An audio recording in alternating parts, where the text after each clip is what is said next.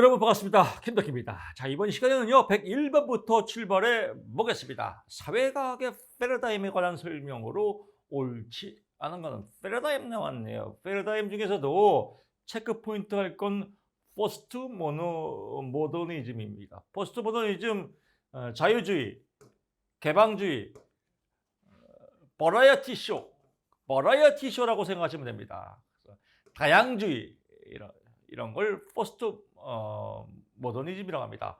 객관적 실제가 아니죠. 객관적 실제가 아니라 뭐예요? 버라이어티, 자유주의, 개방주의, 다양성, 차이, 타자를 강조한다. 뭐 이런 거 위아더 월드 다 함께 뭐 이런 걸 포스트 모더니즘이라고 한다. 다음 나왔습니다. 하나 더 체크할 건요. 후기 실증주의입니다. 후기 실증적 패러다임은 인간은 비합리적 행위도 합리적으로 설명할 수 있다라고 하는 것은 후기 실증주의다. 경험적 관찰, 경험 나오면 실증주의다. 삶에 대한 주관적 의미, 도를 아십니까? 해석주의다. 비판적 사회과학적 패러다임은 억압받은 집단의 권한 뭐 이런 건 나오면 당연히 뭐 비판이란 소리하고 찌찌뽕 되겠죠. 102번 갑니다. 요인 설계 나왔네요. 요인 설계 몰라도 답을 맞출 수 있어요. 어떻게 맞출 수 있어요? 우리한테는 뭐가 있죠? 인문학 요소가 있습니다. 인문학으로 풀면 돼요. 독립변수가 많단 말이에요. 독립변수가. 독립변수가 많으면요. 헷갈리겠어요? 안 헷갈리겠어요? 헷갈리겠죠. 어떤 놈한테 맞출지 헷갈린단 말이죠. 그럼 요인 설계를 할 때 쉽다, 어렵다, 어렵다. 왜? 많으니까. 이거 인문학 아니에요. 이 문제 몰라도 맞출 수 있잖아요. 나머지들은 그냥 심심할 때 읽어보십시오. 뭐 이런 것들은 똑같이 안 나와요. 그래서 뭐 그냥 이런 거가 있나 보다라고 보는데 이런 거 하나 집단 비교 결과의 일반화 가능성이 높은 편이다. 아, 요인 분석은 일반화 가능성이 높다. 뭐 이 정도만 알면 될 것 같습니다. 103번 갑니다. 변수와 가설에 관한 설명으로 옳은 것을 모두 고르시오. 변수와 가설 잘 나옵니다. 헷갈려요. 정답 보면 기역, 니은, 리을이네요. 기역, 니은, 리을이고요. 디귿이 제일 헷갈립니다. 왜? 말장난하기 좋거든요. 자, 보십시오. 모든 변수는 개념이 아니지만 모든 개념은 변수다. 이게 뭔 말이요? 막 헷갈리죠. 여기서는 정답은 이거예요. 모든 개념은 변수가 아니지만 모든 개념은 변수가 아니지만 모든 변수는 개념이다. 모든 변수는 다 개념이 되는구나. 이 개념은 변수가 아니다라고 해서 이거 꼭 체크 한번 해주십시오. 이거 시험에 잘 나옵니다. 가설은 뭐뭐 할 것이다, 그럴 것이다라고 추상적인 개념도 있지만 또 과학적인 이 개념도 있어요. 전혀 따르고 보면 안 돼요. 그래서 어느 정도 근사치, 그럴 것이다라고 추정치, 이 추정치를 가설이라고 그래요. 그래서 가설은 검증이 가능해야 한다라고 보고요. 가설은 변수 간의 관계를 가정하는 문장이다. 그럴 것이다. 연가설은 독립변수가 종속변수에 영향을 미치지 않는다라고 하는 게 연가설이죠. 미치지 않는다. 관계가 없다. nothing. 그래서 연가설이다. 104번 가보시죠. 사회복지사가 과학적 조사 연구 방법을 활용하는 과학적 조사 연구 방법이에요.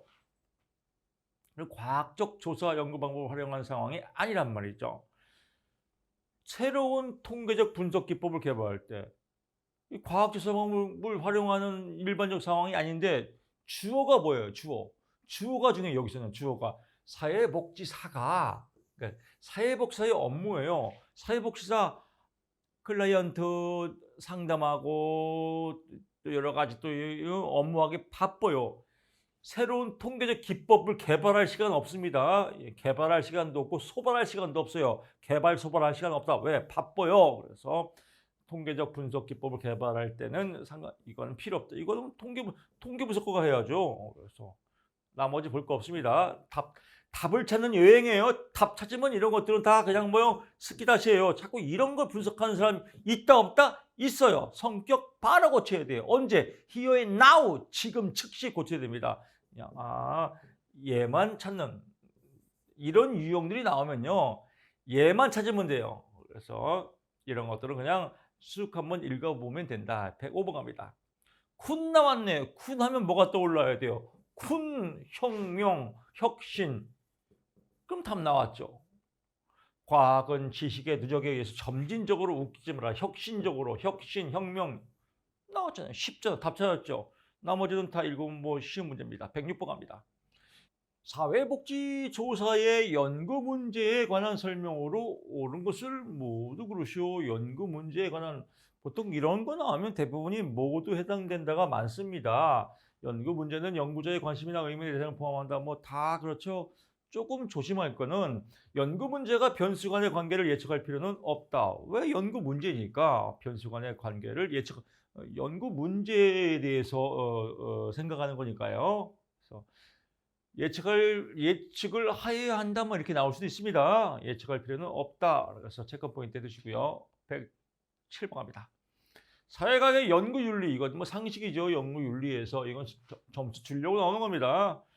연구의 공익적 가치는 일반적으로 연구윤리보다 연구윤리가 우선이죠. 연구윤리 문제니까 당연히 연구윤리가 우선이다. 나머지는 상식입니다. 108번 가보시죠. 척도 수준이네요. 척도 수준.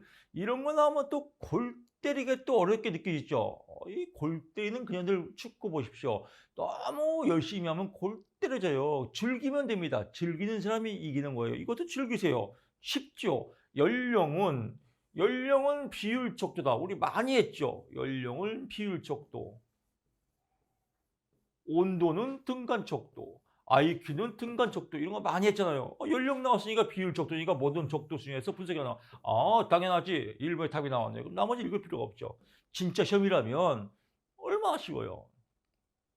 자, 지능검사 나왔네요. 지능검사 IQ 비율이 아니라 뭐예요? 등간이다. 소득을 비율로 척도로 질문하면 소득 그냥 서울로 해야 되는데 비율 척도는 사칙 연산이에요. 그러면 응답률이 높아야 나빠요. 낚았죠. 짜증나겠죠. 슈퍼 가서 얼마예요? 라면하고 콜라 3,000원인데요. 그렇게 계산하지 마세요. 저 그런 거 짜증나니까요. 루트 값을 씌워서 계산했어요. 2 루트 2는 얼마 이렇게 루트 값으로 탄젠트 씌워서 계산했어요. 이거 개토레예요. 개토레이. 개토라이죠. 이러면 계산하고 싶어요? 안 하고 싶어요? 안 하고 싶겠죠. 응답률이 낮다. 등간 척도는 뭐예요? 절대 0점이 없죠. 사칙 연산이 그러니까 곱하기가 안 된다 이거죠. 0의 속성이 없다. 서열 척도는 명서등비 아니에요? 명서등비. 그래서 이렇게 크기가 되는 거죠. 비율이 제일 크고. 서열은 비율이 제일 큰 거니까요. 변환이 가능하다? 가능하지 않죠. 왜 여기서 끝나는 거니까요. 빼끄고 갑니다. 이런 거 너무 심각하게 공부하면 108번에 생깁니다. 108번에 생기면 안 됩니다. 해탈하시고 쉽게 가시기 바랍니다. 109번 갑니다. 표지오차. 표준오차라는 것은 샘플링을 여러 번 했을 경우에 발생하는 오차를 표준오차라고 합니다. 설명으로 옳지 않은 것은 동일한 조건이라면 표준오차가 클수록 검정 통계값이 통계적으로 유효할 가능성이 높아진다라고 나왔어요. 표준오차가 크단 말이에요. 통계값이 통계적으로 유효할 가능성이 높아진다가 아니라 낮아진답니다. 무슨 뜻이냐면요. 샘플링을 여러 번 했는데 오차가 많이 컸단 말이에요. 오차가 생겼단 말이에요. 검정 통계값이 통계적으로 유의하다는 것은 뭐예요? 비슷할 가능성이 오차 범위가 크면 클수록 뭐예요? 속성이 달라지는 거니까 속성의 차이가 큰 거니까요. 그래서 비슷할 가능성이 높아진다가 아니라 낮아진다. 왜? 속성 자체가 달라지기 때문에. 그래도 이해가 안 되면요. 그냥 외우세요. 생으로. 눈으로 말해요. 눈으로 그냥 한 꼭지 빡 잡고요. 표지보차나 모집간의 모수와 표본의 모수는 모집단의 특성입니다. 그렇구나. 뭐 표준오차는 뭐 그렇구나. 이런 거요. 너무 많이 쉽게 공부하지 마십시오. 그냥 나오면 얘만 보세요. 얘만. 이런 거 나오면요. 나올 확률들이 아주 희소합니다. 희소한 거 하나 외우려고 너무 인지 쓰면요. 골치 아파요. 그냥 이런 거 틀려지는 미덕도 좋습니다. 이제 눈으로 한번 보고요. 아, 얘는 그렇구나라고 넘어가시는 게 정신 건강에 좋습니다. 110번 갑니다. 측정에 관한 설명으로 옳지 않은 것은 개념화가 조작화에 비해 경험적 차원에서 구체화, 경험적 차원, 실험, 설계, 양적 측정 뭐 이런 거겠죠. 이건 조작화가 우선이겠죠. 그래서 개념화가 조작화가 아니라 조작화가 개념화에 비해서 개념화는 추상적 개념의 정교함이 구체적에 비해서 조작화는 실세계의 그 개념이 나왔잖아요. 경험적. 뭐 이런 것도 해설도 너무 복잡하니까요. 그냥 개념화가 조작화에 비해 경험적 게 아니라 조작화가 더 높구나라고 한 꼭지 빡 잡고요. 개념이 구체화 과정에서 포괄성의 원칙을 지켜야 한다. 뭐 그렇구나 보면 되겠습니다. 이런 것들은 별 의미가 없어요. 똑같이는 안 나와요. 이 문항 자체가 문제가 똑같이 안 나오기 때문에 이걸 볼 필요가 있다 없다 없어요. 다만 이 문항은 써먹을 수 있으니까요. 이 문항만 체크하세요. 이 문항만 체크하세요. 왜 이 문제 똑같이 안 나오거든요. 그러니까 너무 하나씩 분석할 필요가 없다는 겁니다. 큰 틀에서만 잡으시고요. 제가 앞서 말씀드렸지만 100점 맞는 시험이 아니에요. 조사는 할수록 어려워요. 이거 제대로 공부하려면요. 이거 하나씩 공부하려면 보통 5시간 걸려요. 전문적으로 하려면요. 그렇게 할 만큼 가치가 없어요. 그냥 60점만 맞으면 됩니다. 조사는 앞서 말씀드렸지만 그냥 반띵만 해도 훌륭합니다. 우리에게는 인행사가 있잖아요. 인행사는 쉬워요. 111번 갑니다. 변수의 측정, 이건 쉽죠. 쉬운 거 맞히면 돼요. 동, 광명동, 일직동, 한동, 이름이죠. 이름, 명명척도죠. 명명척도를 다른 말로 명목척도라고 하죠. 시간, 몇 시간 걸렸냐 이거죠. 비율이죠. 점수는 항상 뭐라겠어요? A, B, C, D 점수 순서대로 써 있죠. 서열이구나. 점수는 서열, 시간, 비율, 온도, 등간, IQ, 등간 뭐 이런 거 맨날 똑같이 나와요. 이름, 명명, 명몽. 112번 갑니다. 신뢰도와 타당도에 관한 설명으로 옳은 것은 신뢰도 뭐예요? 같냐 안 같냐, 타당도 맞냐 안 맞냐에 대한 설명 중 옳은 것 찾으면요. 측정할 때마다 항상 똑같대요. 뭐 빠르건 느리건 맞건 안 맞건은 뭐예요? 타당도인데 신뢰도는 항상 똑같아요. 일관성이 있어요. 틀려도 삑딱 삑사해도 맨날 똑같이 삑사해놔요. 항상 일치한다. 이거 신뢰도가 높다고 그래요. 신뢰도에 대한 얘기다. 딱 떨어지죠. 신뢰도가 높다. 그렇구나. 이게 10점이라면 얘를 읽을 필요가 없겠죠. 근데 그게 안 돼요. 얘가 100% 답이라도 또 읽어봐요. 시간 낭비하게. 그리고 얘도 맞는 것 같은데 이러다가 또 걸려 들어가는 거.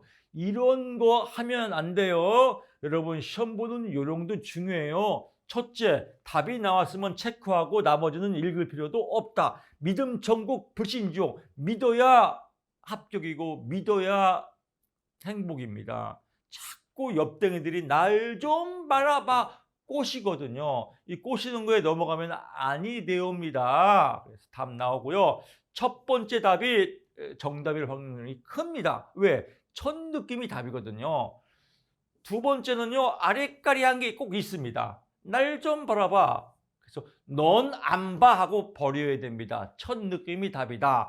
고치지 말자 이겁니다. 여러분 이거 꼭 명심하셔야 됩니다. 첫 느낌이 답이다. 고치지 말자. 꼬시는 거 날 좀 바라봐. 이 유혹에서 벗어나야 된다.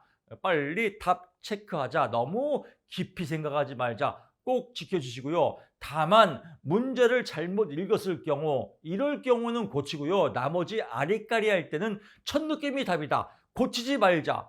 고치고 싶은 마음, 유혹이 생길 때 혀를 깨물자. 이거 꼭 좀 지켜주시기 바랍니다.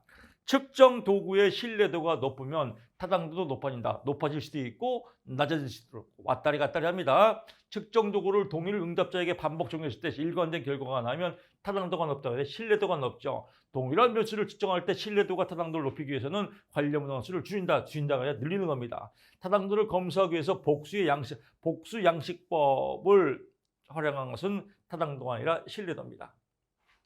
113번 갑니다. 근거 이론 나왔네요. 근거 이론. 개, 축, 선. 이거 뻗어줘. 개방 코딩, 축 코딩, 선택 코딩.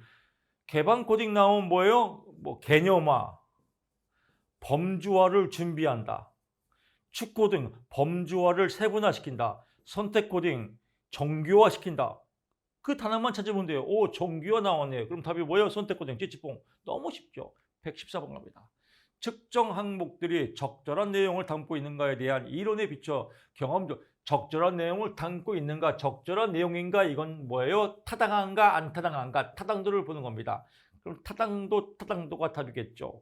얘만 봐도 답이 나올 것 같아요. 리을 비비면 리을 비읍에다가 이분절 기법은 이분절 두 개 반으로 나누는 거예요. 나눈다 이걸 뭐래요? 반으로 나눈다. 반분 신뢰도입니다. 그래서 얘는 신뢰도, 얘도 신뢰도, 얘는 타당도. 체계적 오류는 체계적으로 오류가 나는 거예요. 삑사리가.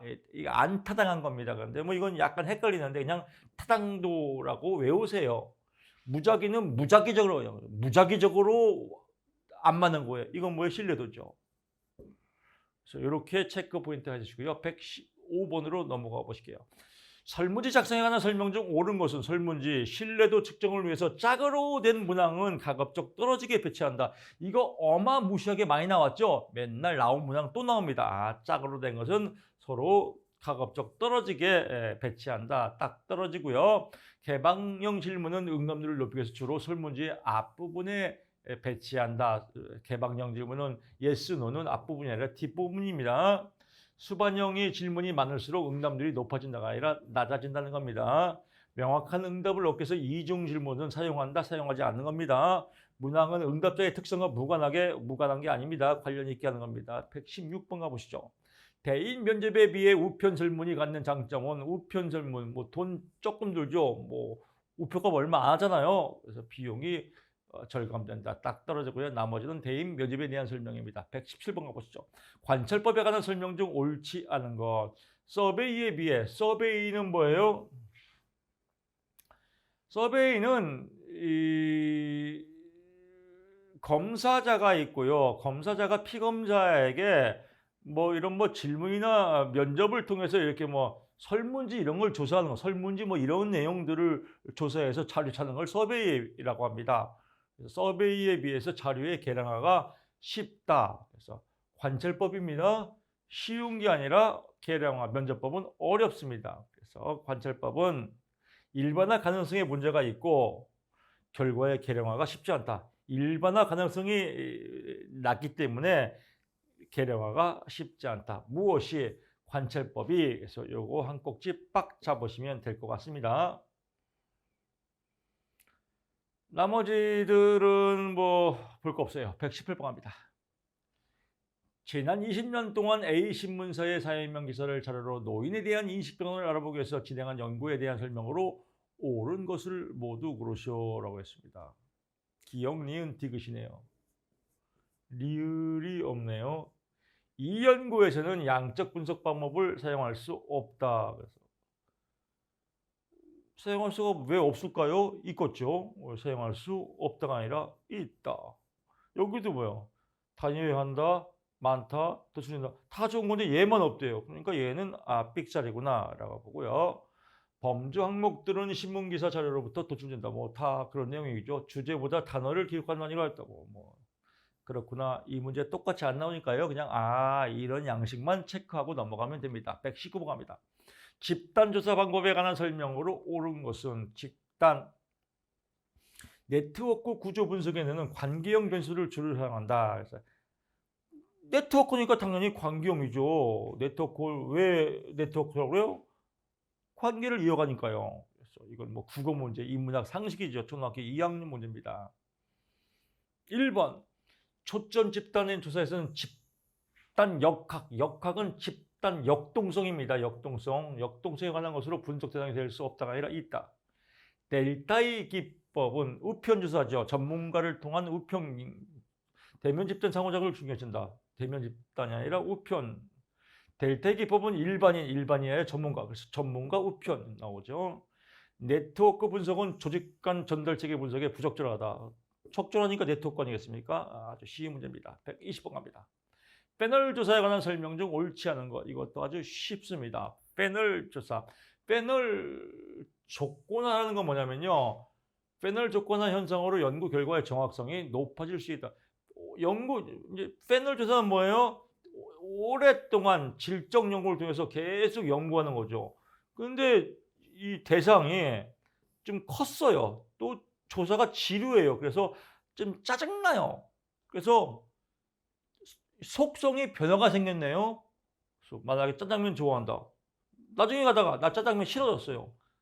이런 걸 이제 패널 조건화가 생긴다고 그래요. 이걸 패널 조건화, 성숙 효과라고도 하는데요. 패널 조건화가 생긴다. 그럼 뭐예요? 정확도가 높아진다가 아니라 떨어지겠죠. 낮아지겠죠. 답 나왔고요.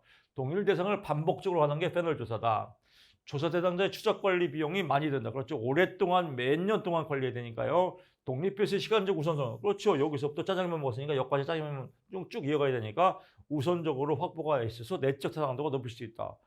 여기서부터 어렸을 때부터 계속 조사하니까 내적 타당도는 높지만 가끔씩 이렇게 짜장면 좋다가 싫어질 수도 있다 이겁니다. 이걸 패널 조건화라고 한다. 하다가 너무 힘들어요. 나 안 할래. 그래서 조사 대상자의 상실을 해서 변화를 확인할 수가 어려울 수도 있다 이겁니다. 121번 갑니다. 조사 대상자의 선정 편향에 영향을 주기 어려운 것은 선정 편향은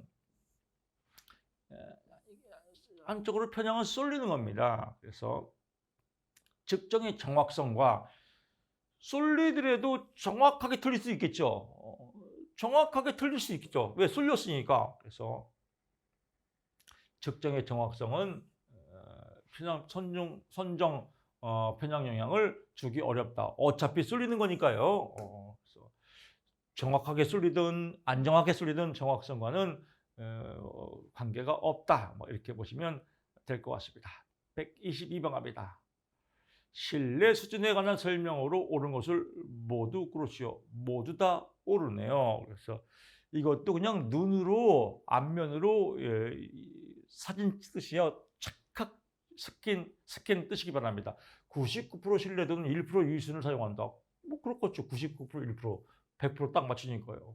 신뢰도 수준을 95%에서 99%로 높이면 일종 오류를 줄일 수 있다. 99%를 늘리면 일종 오류는 줄일 수 있구나. 이건 쉽죠. 이건 순방향 딱 떨어지니까요. 95% 신뢰 수준은 100번 조사하면 5번 정도는 오차가 허용될 수 있다. 그렇구나. 95니까 105, 이것도 국어 문제죠.